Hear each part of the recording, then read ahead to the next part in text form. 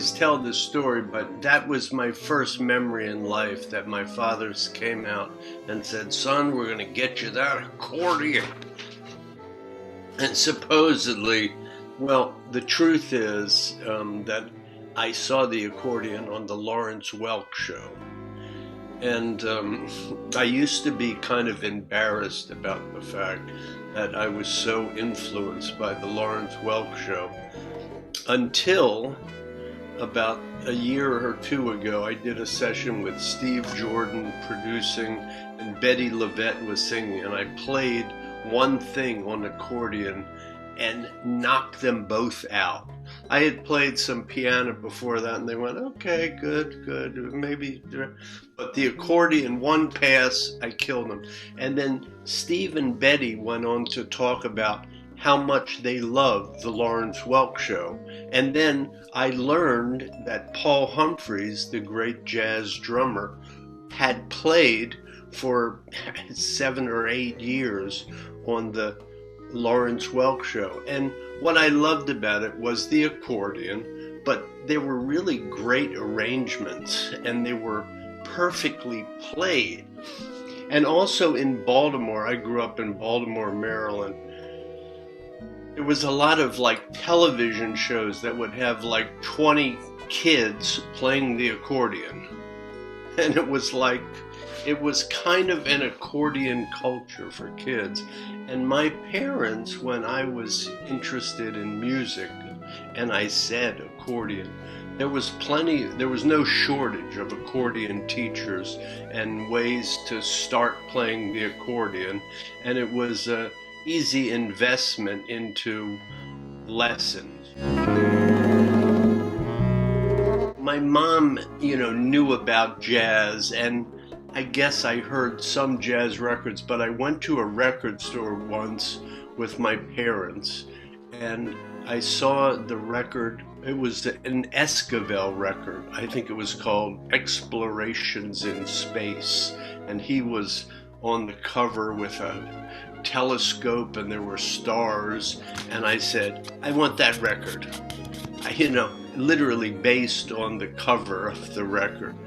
And I don't know if you know Esquivel's music, but he was a television composer. He did this music that was, I call it extreme arranging. He would arrange standards and use just strange instruments, vocal groups that would just, it was highly arranged and highly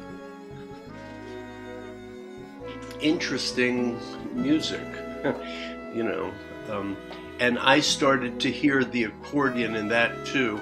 So as I think I was learning about accordion, I was also a little subliminally learning about the idea of arrangement. At about age 10, I consciously said, now I'm going to switch to piano. And my parents bought me a piano. And then I really rarely picked up the accordion until I was about 32 or 33. And it was like an old friend that I had somehow forgotten about. And then at that time I was friends with Michel Petrucciani, who lived in Brooklyn near me. And he goes, "Man, you play accordion? Oh, let's do something." And I played on a record of his, and then everybody was discovering me as an accordionist.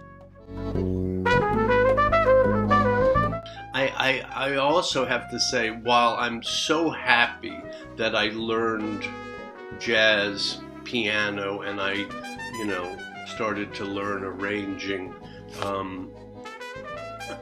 every time I sit down at the piano, I'm a bit self-conscious, is this my instrument? I did do so much learning, and I'm so happy that I have, chords in my head through my hands, and I can do voicings all day long, and it keeps me harmonically activated. I still feel more comfortable if I sit down and my hands are like this and I'm holding the accordion, I feel, I feel comfortable. Yes, I'm in charge here, but, and I've played so much the piano, but I still, if I have to compare it to the accordion, I feel more in control when I'm behind the accordion. Started arranging really after I rediscovered the accordion, actually, because that all came through Gil Evans, and I started late arranging. I always thought I want to be an arranger and did arrangements in college, but it didn't really, nothing about arranging really made sense until I met Gil, and then I went, that's my thing. I want to, and Gil was so nice and welcoming to me, and we were like best friends from the minute we met. So I went, this is it. This is where I've found my thing now.